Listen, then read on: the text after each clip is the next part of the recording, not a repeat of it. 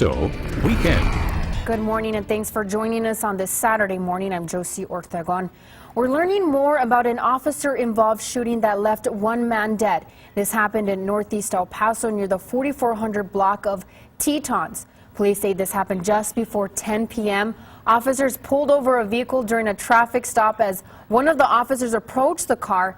The passenger inside allegedly displayed a handgun. Police say the officer then shot the passenger, killing him. The driver of the vehicle was taken into custody. No word if any charges will be filed against the driver.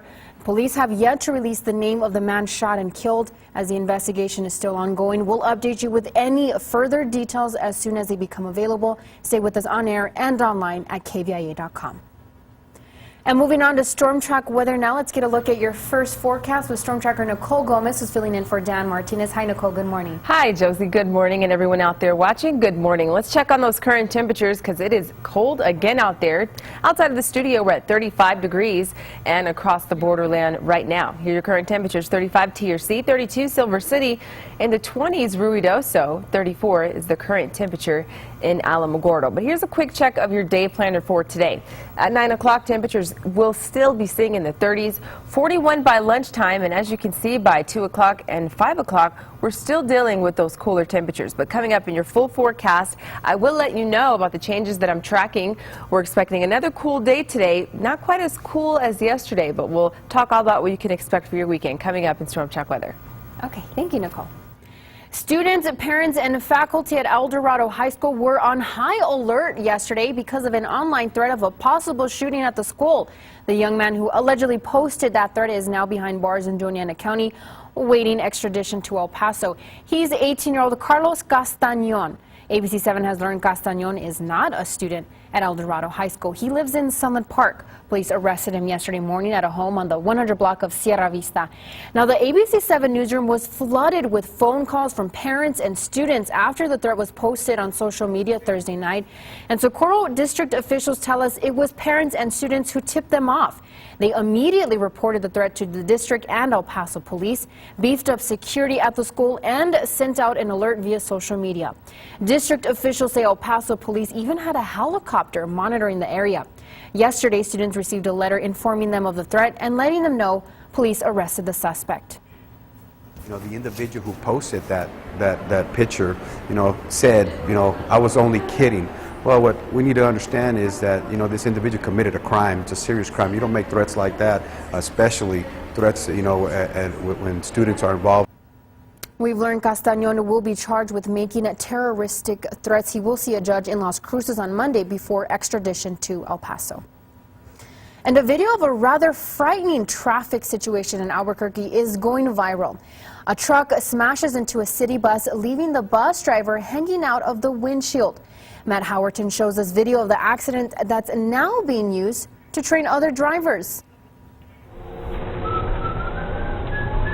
You can tell by his whistling that this Albuquerque bus driver's day was going just fine, but his route was about to take a turn for the worse. Last Friday, this silver pickup collided with an ABQ ride bus at Central in Unser. Police say the truck ran a red light. When the bus is hit, you can see it hop a curb and hit this Route 66 sign. Watch from another angle. The collision knocks the bus driver out of his seat and into the front windshield. City officials say he was not wearing his seatbelt. Traffic was held up for hours as crews cleaned up the aftermath. Neither drivers were injured, and there weren't any passengers on the bus. The city says the bus driver has a good record, but also added that they don't agree with his decision to not buckle up. They say this video will now be a training tool for all of their drivers. What a frightening situation. That was Matt Howerton reporting. Now, also in Albuquerque, an undercover detective was shot by a fellow police officer while carrying out a narcotics operation. He's listed in critical condition. Police say both officers were working undercover and were in plain clothes when the shooting happened. The circumstances surrounding the shooting have not been released. The two suspects involved in the drug bust were taken into custody. This is the second shooting of an officer in Albuquerque in less than a week. And the Albuquerque Police Department released this statement yesterday saying, quote, "This week, 2 Albuquerque Police Department officers were shot and seriously injured in the line of duty. These tragic events underscored the very real dangers that our brave law enforcement officers face every day they are on the job." They go on to say, "It is our great hope that both of these officers will recover fully and that the community will support them and their families during this difficult time. We owe our courageous law enforcement officers a tremendous debt of gratitude for their service and sacrifices," end quote. And a Las Cruces couple accused of child abuse is now behind bars. 32-year-old Rina Hernandez called police because she was being beaten by her live-in boyfriend, 44-year-old Michael Sullivan. But when police arrived, they found the couple's 2-year-old girl living in a home with no heat, running water, and the power had been shut off. Hernandez then told authorities that in the last 17 hours, her daughter had only eaten some beans and a half a piece of bread. The toddler was turned over to the custody of Children, Youth, and Family Services. Now, El Paso police are asking for your help in an unsolved murder case. Detectives say this murder happened on Monday, February 7th, 2011. A 57-year-old man was found critically injured in a parking lot of the Stagecoach Motel at 4110 Alameda. That's in East El Paso. Now, the man you see on your screen, Elias Perez, was the man found inside of his van. He was taken to the hospital for treatment of his injuries, but he died the following day. Police say he was a field worker in New Mexico visiting El Paso.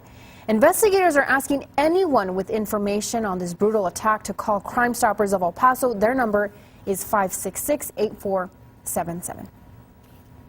El Paso County Sheriff Richard Wiles revealed his deputies uncovered illegal gambling involving a county employee. You might be familiar with this type of gambling. The squares for the Super Bowl, where you win if your square matches a score. Wiles tells ABC7 it is against the law to buy squares. It's a Class C misdemeanor. Fortunately for those who buy squares, it is a low priority for his office. Wiles says the county employee was allegedly selling squares for $300. He explained why that person could be facing charges. And what happened was we believe that a particular individual who's a suspect in that case was taking a cut off that money before it was paid out. Now that's a much worse offense. It's a promotion of gambling. It's a Class A misdemeanor. Deputies presented the case to the district attorney's office. No charges have been filed and no arrests have been made just yet. Before you head out the door this morning, we have some traffic alerts to warn you about before you head out so you don't get stuck in any traffic jams. It started at 7 a.m. until 6 this evening. I-10 East is completely closed between the Yarborough Overpass and the Lomaland Overpass. Crews in that area will be working on the operational improvements project. Again, that will be in effect until 6 this evening. Also, the Sunbowl Drive access road from the Yandell intersection to the Schuster exit ramp is closed. The crews in that area will be working on the Yandell intersection for the Spur 1966 project, so just give yourself some extra time if you are headed out in those areas today. 3, 2, 1, 0. And liftoff of the SpaceX Falcon 9 rocket with Dragon, continuing the resupply chain to the International Space Station. New this morning, the latest launch of a SpaceX rocket was a success. Well, mostly. NASA tracked the trip of the Falcon spacecraft as it carries a Dungeon supply capsule to the International Space Station. But an attempt to make a soft landing of the rocket's first stage booster failed. Normally, that giant tube crashes into the ocean after launch and is abandoned. Instead of losing the rocket, this time SpaceX hoped to reuse it.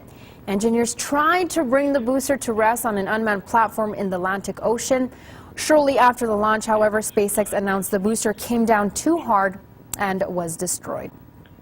Still ahead on ABC7's Good Morning El Paso weekend, monkeys in Japan prepare for winter. Yes, you heard that right. And you don't want to miss how they're doing it. That's coming up next.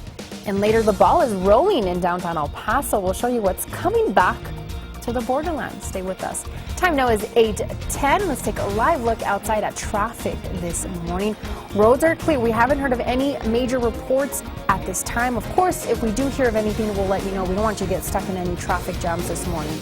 Moving on to storm track weather, Nicole. Temperatures will be slightly warmer today, but I'm tracking changes to your work week forecast. We'll talk about your weekend forecast, what you can expect for next week, coming up in Storm Track weather. You're watching ABC 7, where news comes first.